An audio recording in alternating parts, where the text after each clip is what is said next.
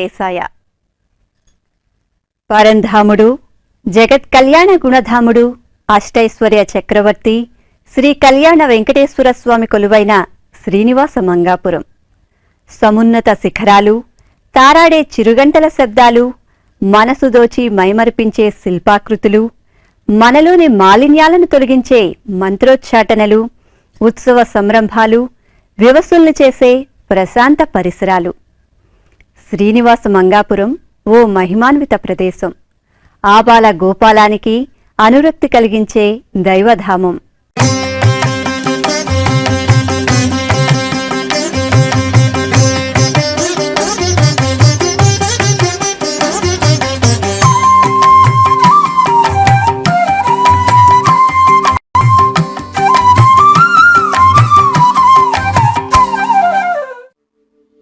పూర్వం చంద్రగిరి రాజ్యంలోని ఒకానొక ముఖ్య ఆలయం శ్రీనివాస మంగాపురం. గుడిలోని కళ్యాణ వెంకటేశ్వరుని దర్శించుకోవడానికి ఎందరో రాజాధిరాజులు, చక్రవర్తులు, దండనాథులు, కళాకారులు, సాధువులు, ఆచార్య పురుషులు బారులు తీరేవారు. సువర్ణముఖి నదికి ఉపనది కళ్యాణి. కళ్యాణి నదికే వికల్య అని మరో పేరు.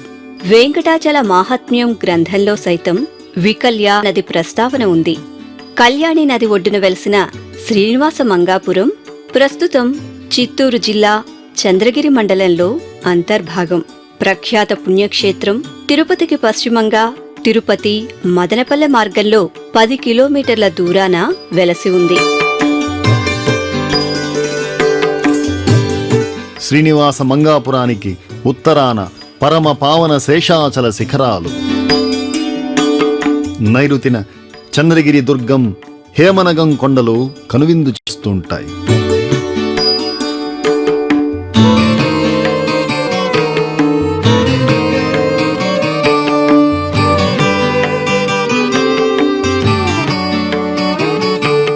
పచ్చటి ప్రకృతి నడుమ ఒప్పారే ఈ ఆలయం పౌరాణిక, చారిత్రక, సాంస్కృతిక సన్నివేశాలకు నిలువెత్తు చిరునామా. నారాయణవనం రాజధానిగా తొండమండలాన్ని ఏలే ఆకాశరాజు, ధరణీదేవుల కుమార్తె శ్రీ పద్మావతీదేవి. పద్మావతిపై మనసుపడి ఎట్టకేలకు మనవాడతాడు శ్రీనివాసుడు. వివాహానంతరం పెనిమిటి నివాసమైన వెంకటాద్రికి భర్తతో కలిసి బయలుదేరుతుంది పద్మావతీదేవి. కొత్త దంపతులు ప్రయాణం చేస్తూ దారిలో సువర్ణముఖి నదీ తీరాన తొండవాడ వద్ద అగస్త్య మహాముని ఆశ్రమాన్ని చేరుతారు. ఆదర్శ ఆలుమగలను ఆదరించిన అగస్త్య మునీంద్రుల వారు 6 నెలల పాటు ఈ నదీమ తల్లి తీరాన గడపాల్సిందిగా సూచిస్తాడు. మహర్షి సూచనను మన్నించిన పద్మావతి శ్రీనివాస దంపతులు తపోధ్యాన మగ్నతతో దైవారాధనలో దీక్షాకాలాన్ని కొనసాగిస్తారు.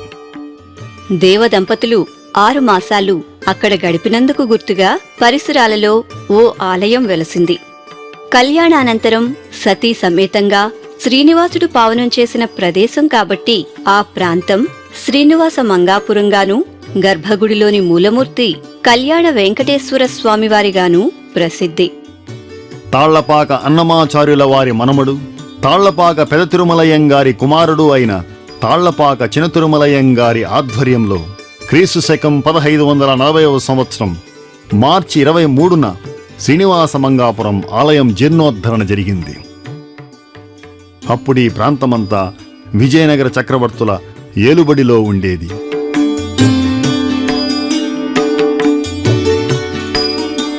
ఈ ఆలయానికి తాళ్లపాక కవులు చేసిన సేవ నిరుపమానం. ఈ గ్రామం వీరి శ్రోత్రియం.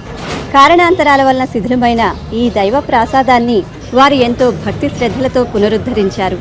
శ్రీ వెంకటేశ్వర స్వామితో పాటు నాచార్, అనంతుడు, విశ్వక్సేనుడు, గరుత్మంతుడు, ఆళ్వార్లను పునఃప్రతిష్ఠించారు. తాళ్లపాక కవులు అర్చించి తరించిన పూజా విగ్రహాలను, చిరతలను తాళ్లపాక వంశీకులు శ్రీ సూర్యనారాయణయ్య శ్రీనివాస మంగాపురం గుడికి అందజేశారు. నేటికి ఆ విగ్రహాలు శ్రీ స్వామి సన్నిధిలో నిత్య పూజలందుకుంటుండడం విశేషం. విజయనగర వాస్తు శిల్పకళా వైదగ్ధ్యానికి మచ్చుతునుక శ్రీనివాస మంగాపురం ఆలయం. సుమారు 1.5 ఎకరా విస్తీర్ణంలో కోటగోడలను తలపించే పటిష్టమైన ప్రాకారాదులతో దీర్ఘచతురస్రాకారంగా నిర్మితమైంది ఈ ధార్మిక దుర్గం.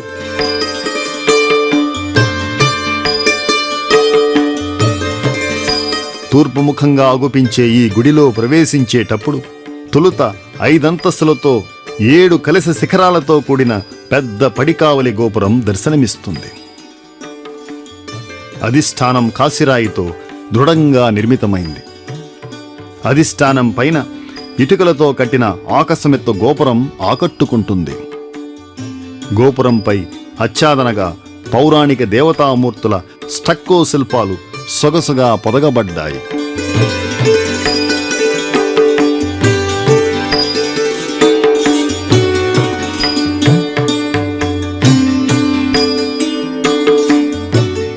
ప్రధాన ద్వారం ముంగిట శ్రీ స్వామి భక్తులకు ఆహ్వానం పలుకుతున్నారా అన్నట్లుగా తాళపాక కవుల శిల్పాలు అటూనిటూ కనిపిస్తాయి. భక్తి భావనతోనూ దైవ పారవశ్యతతోనూ ఆలయంలోకి అడుగిడాలు సుమా అనే సున్నిత హెచ్చరికను ఆ శిల్పమూర్తులు మనకు జారీ చేస్తున్నట్లుగా అనిపిస్తుంది.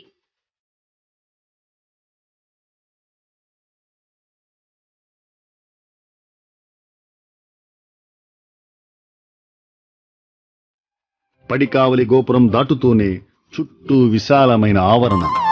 మహామండపంలోనే గర్భగుడిలోని మూలబేరానికి అభిముఖంగా గరుడాళ్వార్ కొలువై ఉన్నాడు.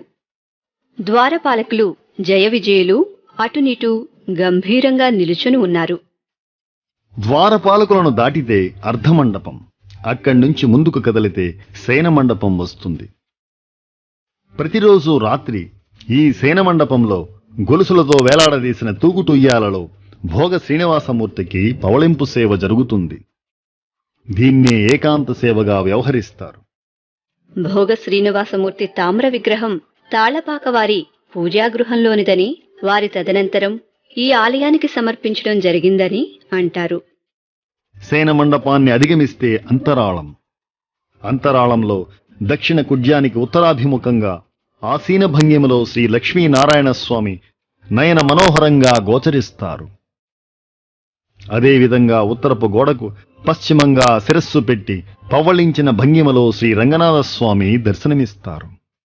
స్థానక భంగిమలో స్థిరమూర్తిగా శ్రీ కళ్యాణ వెంకటేశ్వర స్వామి, ఆసన రూపంలో లక్ష్మీనారాయణ స్వామి, శయన రూపంలో శ్రీరంగనాథ స్వామిలతో కూడి 3 రూపాలు ఒకే చోట కొలువై ఉండడం విశేషం.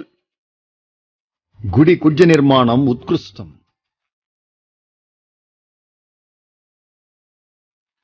దేవతామూర్తులతో కొలువైన దేవకోష్టాలు, తీర్చిదిద్దినట్లున్న కుంభపంజరాలు, అలంకృత కుడ్య స్తంభాలు అచ్చిరువు గొలుపుతాయి.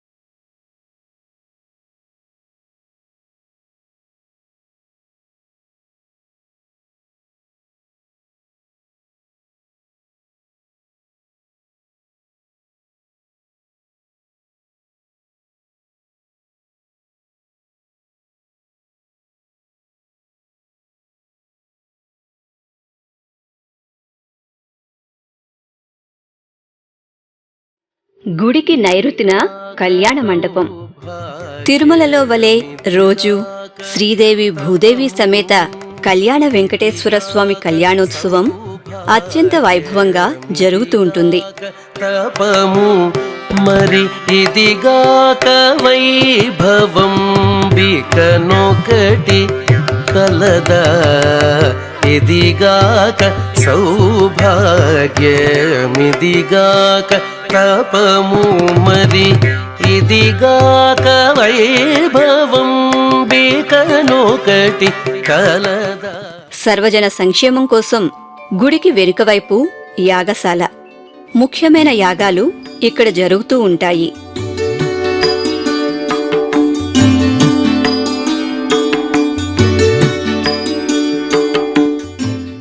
ఆలయానికి ఆత్మ వంటిది గర్భగుడి. ఎత్తైన ఆకర్షణీయమైన అధిష్టానంపై వేసర రీతిన నిర్మితమైన ఈ గర్భగుడి పైన ద్వితల విమానం, శిఖరము నెత్తిన దేదీప్యమానంగా వెలిగే స్వర్ణ కలశం. దిగువ గర్భగుడిలో కమనీయ రూపాన స్థానక భంగిమలో శ్రీ కళ్యాణ వెంకటేశ్వర స్వామి. నెత్తిన కిరీటం, నుదుట నామాలు, చతుర్భుజాలతో మదన మోహన మూర్తిమత్వం. కటి వరదహస్తాలతో మీది చేతుల్లో శంకుచక్రాలు కలిగి మందస్మిత వదనంతో భక్తులను కటాక్షిస్తూ శ్రీ స్వామి సమ్మోహనంగా దర్శనమిస్తారు. స్వామికి త్రికాలార్చనతో పాటుగా నిత్యవార మాస ఉత్సవాలన్నీ కూడా యథావిధిగా శ్రీ తిరుమల తిరుపతి దేవస్థానం వారి సంబంధీకంగా వైఖానస ఆగమ ప్రయుక్తంగా జరుగుతూ ఉన్నాయి. స్వామి లోపల శ్రీ కళ్యాణ వెంకటేశ్వర స్వామిగా పురుష ప్రమాణాన్ని కూడుకొని మూలమూర్తితో పాటు ఉత్సవమూర్తులు, శ్రీ వైఖానస ఆగమ ప్రయుక్తంగా చెప్పబడినటువంటి పంచబేరాలు అంటే ధ్రువ, కౌతుక, ఉత్సవ, స్నపన, బలిబేరములు 5 బేరాలు కూడా స్వామివారి సన్నిధిలో కొలువుతీరి ఉన్నాయి. వీటిలో ఉండేటటువంటి ఉత్సవమూర్తికి ప్రతి నిత్యము కూడా కళ్యాణోత్సవ కార్యక్రమము, వారోత్సవంగా ప్రతి శనివారము ఉత్సవము, వీధి ఉత్సవము జరుగుతాయి. అట్లానే ఆ బింబాలకి ప్రతి బుధవారము అష్టోత్తర శతకలశాభిషేక కార్యక్రమము జరుగుతుంది. కౌతుకమూర్తికి అర్చన మరియు లోపల ఉండేటటువంటి స్వామి సన్నిధిలో ఉండే భోగ శ్రీనివాసమూర్తికి ఏకాంత సేవ తదితర కార్యక్రమాలు జరుగుతాయి.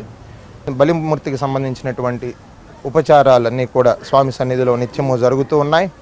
వీటితో పాటుగా బ్రహ్మోత్సవంలోనూ వివిధ ఉత్సవాల్లో కావలసినటువంటి స్వామికి కావలసినటువంటి పరివార దేవతలుగా అనంత, విశ్వక్సేన, గరుడ, చక్ర పెరుమాళ్ళతో పాటు శ్రీ సీతాలక్ష్మణ హనుమత్ సమేత కోదండరామస్వామి వారి ఉత్సవ విగ్రహాలు మరియు రుక్మిణి సత్యభామ సమేత శ్రీ వేణుగోపాల స్వామి వారి ఉత్సవ విగ్రహాలు కొలువుతీరు ఉన్నాయి.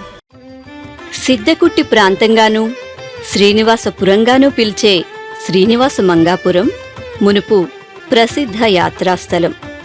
ఒకప్పుడు అలిమేలు నాచియార్ సన్నిధి సైతం ఉండేది కాబట్టి అలమేలు మంగాపురంగా కూడా వ్యవహార నామం. అయితే ప్రస్తుతం పద్మావతి అమ్మవారు కొలువైన తిరుచానూరు అలిమేలు మంగాపురంగా స్థిరపడింది.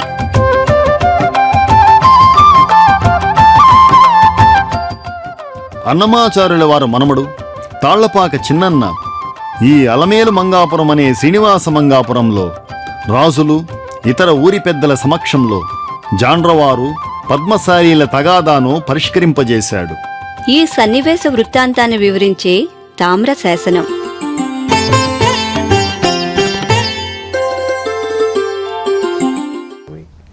తొండవాడులో ఉన్నటువంటి తిమ్మాపురం, ఇక్కడ తాళ్లపాక అన్నమాచార్యులు 4వ మనవడు తాళ్లపాక చిన్నన్న, ఆయన నిర్మించినాడు ఈ ఆలయాన్ని. ఈ ఆలయాన్ని నిర్మాణానికి కూడా ఒక కథ ఉంది. ఆ కథ రాగిరేఖల మీద లభ్యమవుతూ ఉంది, మెకంజీ కైఫియత్తుల్లో ఉంది. ఆ విధంగా అది పద్మశాలీలు, జాండ్రవాళ్ళు మేము పద్మావతి వంశం అంటే మేము పద్మావతి వంశం అని పోట్లాడుకొని తాళ్లపాక చిన్నన్నను గురువుగా స్వీకరించి మీరు తీర్మానం చెయ్యండి అంటే ఆయన నాకు మాత్రం ఏం తెలుసు, మీరందరూ ఒకరోజు వచ్చారంటే అందరి ముందర అమ్మవారిని అడిగేస్తాను, ఏ వంశం ఆమె చెప్తుంది అని చెప్పినాడు. ఆ ప్రకారంగా చంద్రగిరి కోటలో ఉండే ఎవరో పురుషోత్తమరాయలంట ఆయన్ని పిలిపించినారు. ఈ చుట్టుపక్కల గ్రామాలలో ఉండే పెన్నాపేదనందరినీ పిలిచినారు. ఇంకా కొంత ముఖ్యమైనటువంటి జనాలందరినీ సేకరించినారు. జాండ్రోళ్ళు వచ్చినారు, పద్మశాలీలు వచ్చినారు. అందరూ ఆడు కూర్చొని ఆ అమ్మవారిని ప్రశ్నించినారు.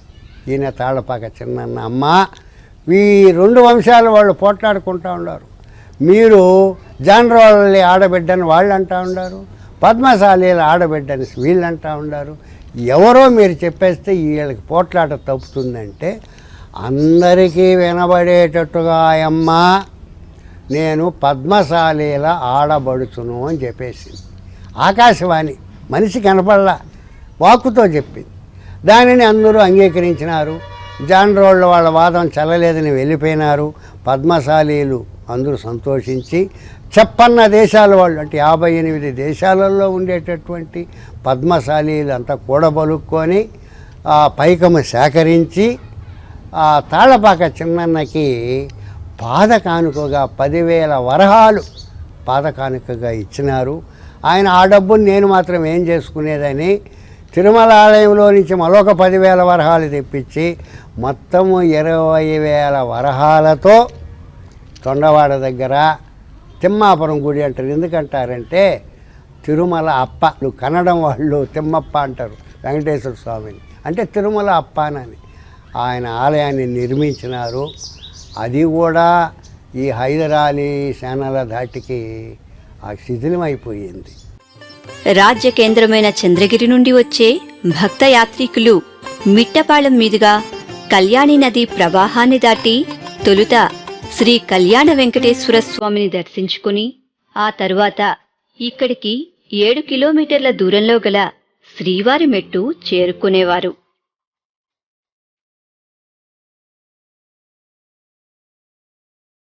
విజయనగర చక్రవర్తి శ్రీకృష్ణదేవరాయలు సైతం మంగాపురమును దర్శించినట్లు స్థానాపతి విరచిత ప్రసిద్ధ రచన రాయవాచకం పేర్కొంటోంది.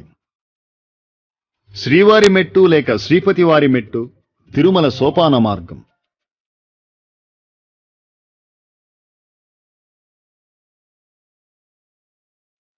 కొత్త దంపతులైన పద్మావతి శ్రీనివాసులు 6 మాసాలు అగస్త్య మహర్షి ఆనతిన శేషాచల పాదపీఠాన గడిపి ఈ మెట్ల మార్గం గుండానే వెంకటాచలం తరలి వెళ్లారు.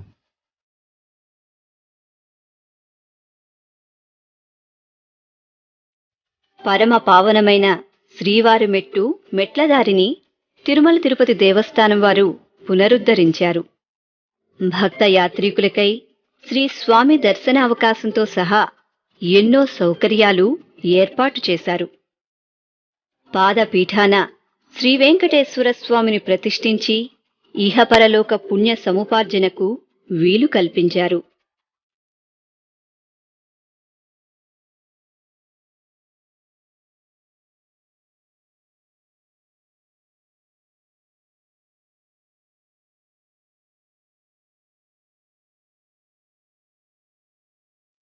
ఈ ఐతిహ్యాన్ని అనుసరించి ఎక్కడెక్కడి నుంచో పరాత్పరుడు పదసన్నిధికై ఏతించే భక్తయాత్రికుల సౌకర్యార్థం నాటి రాజులు వదాన్యులు నిర్మించిన దేశాంతరి మండపాలు అక్కడక్కడా తారసపడతాయి.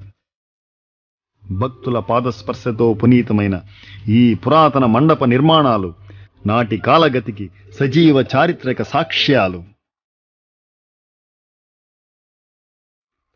పూర్వీకులు చంద్రగిరి రాజులు పరిపాలించేటప్పుడు యాత్రికులు సౌకర్యార్థం మంగాపురం శ్రీనివాసుడిని దర్శించిన తర్వాత తిరుమలకు వెళ్ళడానికి మధ్యలో 13 మండపాలు నిర్మించారు.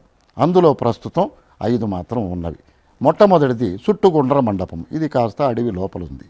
నెక్స్ట్ పుట్టా మండపము, ఈ పుట్టా మండపం ప్రస్తుతం రోడ్డు పక్కనే ఉంది. తర్వాతది గురురాజ మండపం, ఇది కన్నడ గురువుల నిమిత్తం కట్టించారని ప్రతీతి. తరువాత ఆంజనేయ స్వామి గుడి, ఈ గుడి పురాతన కట్టడాన్ని ప్రతిష్ఠించేటప్పుడు సాళువ నరసింహరాయలు 1442లో చేశారని, తదుపరి అది పూర్తిగా శిథిలమైపోవడం వల్ల తిరుపతి తిరుమల దేవస్థానం సహకారంతో కొంతమంది యాత్రికులే దాన్ని నిర్మించడం జరిగింది.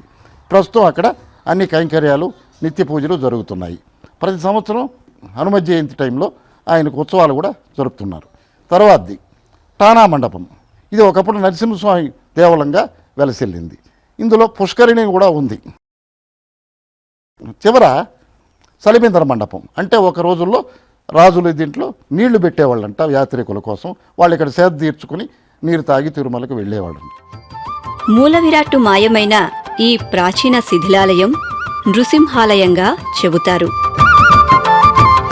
తొలితరం విజయనగర రాజుల కాలం నాటి ఈ గుడి శిల్పశోభ అంతంత మాత్రమే అయినప్పటికీ దైవారాధకులకు ఇప్పటికీ ఇదో పుణ్యస్థలి.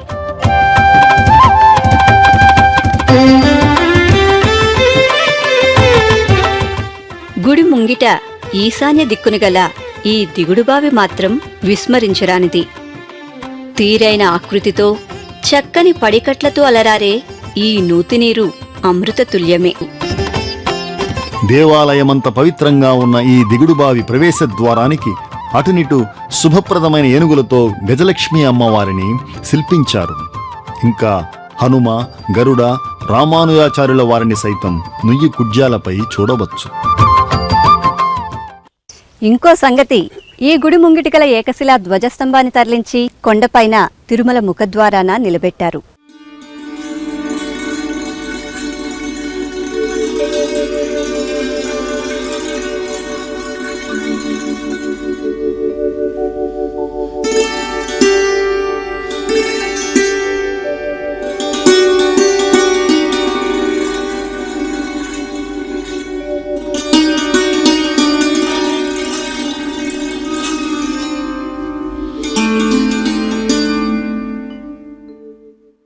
ఇలాంటి కోవలోనిదే శ్రీనివాస మంగాపురం చంద్రగిరి నడుమ ఎగురెడ్డివారిపల్లె దగ్గర గల పురాతన దేవాలయం. యజ్ఞశాల ఆలయంగా స్థానికులు పిలిచే ఈ వైష్ణవాలయం కథ కడు ఆసక్తికరం.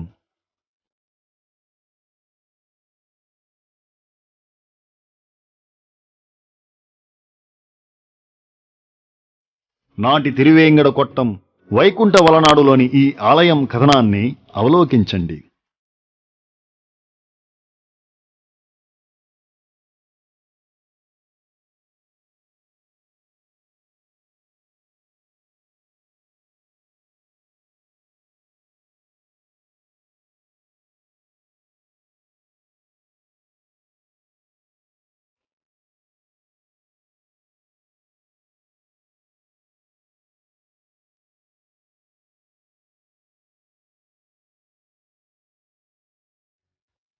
ఈ విస్తృతమైన శిథిలాలయం ఒకప్పుడు గొప్ప వైభవాన్ని చవిచూసింది. ఇది నృసింహాలయంగా భావన. యజ్ఞశాల ఉంది కాబట్టి యజ్ఞశాల గుడి అని కూడా స్థానికులు పిలుస్తూ ఉంటారు. ఇది కొట్టాల స్థలంగా దీన్ని శాసనాల్లో పరిగణన. ఈ ప్రాంతం అంతా కూడా విజయనగర చక్రవర్తి 2వ దేవరాయల హయాంలో, అంటే క్రీస్తు శకం 1433లో ఈ ప్రాంతంలో ఒక అగ్రహారం ఉండేది.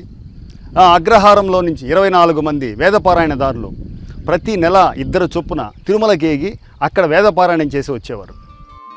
భారతీయ పురావస్తు సర్వేక్షణ, ఆర్కిలాజికల్ సర్వే ఆఫ్ ఇండియా వారి ఆధ్వర్యంలోని శ్రీనివాస మంగాపురం ప్రాచీనాలయంలో పూజాధికాలు, ఉత్సవాల నిర్వహణ అంతా తిరుమల తిరుపతి దేవస్థానముల వారిది. పురాణ ప్రాశస్త్యం, విశేష చరిత్ర, సంస్కృతి సంప్రదాయాలు కలగలిసిన ఈ దైవ ప్రాసాదంలో అర్చావిధులు, ఆరాధన, ఉత్సవాల నిర్వహణ బాధ్యత 1967వ సంవత్సరం నుండి తిరుమల తిరుపతి దేవస్థానముల వారు స్వీకరించారు. ఈ నేపథ్యంలో ఆలయ పునర్వైభవం కోసం పరితపించిన ఓ మహానుభావుణ్ణి స్మరించుకోవడం న్యాయం. ఆయన పేరు సుందరరాజస్వామి. కంచిలో ఉండేవారు. ఒకరోజు స్వామివారు కలలో కనపడి తిరుపతి దగ్గరి శ్రీనివాస మంగాపురంలో గల గుడిలో తనకు దీపధూప నైవేద్యాలు కల్పించమని కోరారు. నిజానికి అంతదాకా సుందరరాజస్వామి మంగాపురం గుడి చూసి ఉండలేదు. తక్షణం స్వామివారి సేవకై తిరుపతి బయలుదేరారు అర్చక సుందరరాజస్వామి. 1967వ సంవత్సరంలో టీటీడీ వారి నిర్వహణలోకి వచ్చేంతదాకా పలు సంవత్సరాలు పూజాధికాలు సల్పి స్వామిని సేవించుకొని తరించాడు అర్చకం కంచి రాఘవేంద్రాచార్య సుందరరాజస్వామి. అర్చక సుందరరాజస్వామికి శ్రీ స్వామి కలలో కనపడి పూజాధికాలు చేయించుకున్న రోజుకు చిహ్నంగా ప్రతి ఏటా ఆషాఢ శుద్ధ సప్తమి నాడు శ్రీ స్వామి సాక్షాత్కార వైభవోత్సవం పెద్ద ఎత్తున జరుగుతుంది.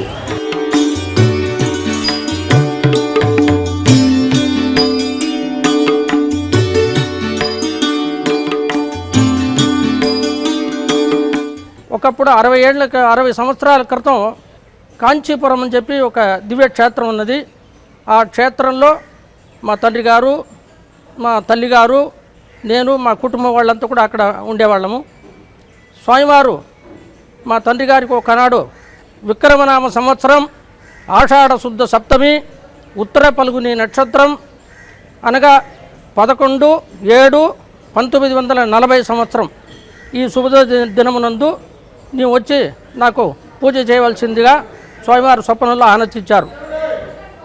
ఆ ఆనతి మేరకు కంచి నుంచి బయలుదేరి సుమారు ఒక 15 రోజులకు ఈ శ్రీనివాస స్వప్నంలో ఎట్లా కనపడిన ప్రకృతి సిద్ధమైన ఆ దృశ్యాన్ని కనిపెట్టి ఇక్కడ చేరాం. అప్పటి నుంచి వచ్చి ఈ స్వామివారికి ఇక్కడ అప్పట్లో ఈ దేవాలయం గోపురమంతా శిథిలావస్థలో ఉండి ప్రహరీ గోడ కానీ ఏం లేదు. స్వామివారు స్వప్నంలో ఆనతిచ్చిన ప్రకారముగా లఘువుగా శుద్ధి కార్యక్రమాలు జరిపి ఆషాఢ శుద్ధ సప్తమి రోజు ఉత్తర పల్గుని నక్షత్రం సుదినమునందు శుభముహూర్తమునందు పూజలు ప్రారంభం చేసినాము. వైఖానస ఆగమ రీతిలో పూజాధికాలు జరిగే శ్రీనివాస మంగాపురంలో పెరుగుతున్న భక్తుల రద్దీని బట్టి ఎన్నో సేవలు, అభివృద్ధి కార్యక్రమాలు టీటీడీ చేపడుతూ వస్తోంది. ఆర్కలాజికల్ సర్వే ఆఫ్ ఇండియా అధికారుల సమన్వయంతో ఏ ఏటికా ఏడు మరింత వైభవంగా ఉత్సవాలు నిర్వహించడం మొదలుపెట్టింది.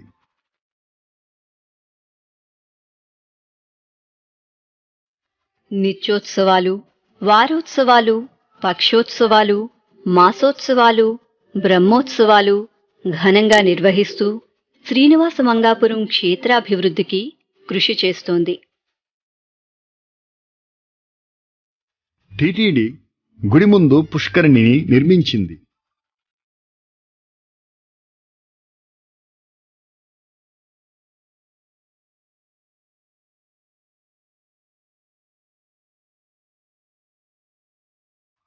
అట్లే గుడి ఎదుట భక్తాంజనేయ స్వామి సన్నిధిని వెలయింపజేసింది.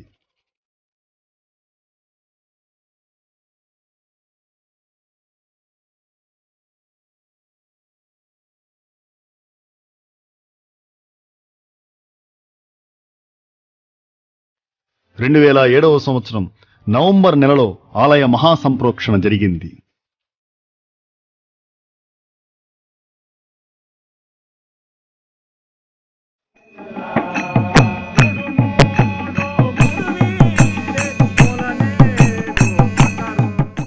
ఎన్నో మహాత్మ్యాలు, దేవతల కథనాలు, చారిత్రక, వారసత్వ, సాంస్కృతిక సంగతుల మణిహారం శ్రీనివాస మంగాపురం.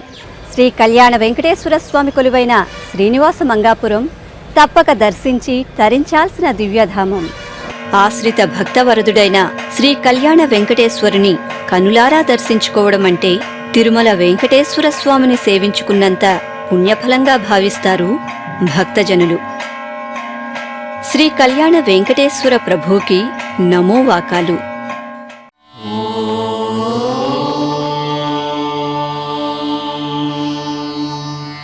నా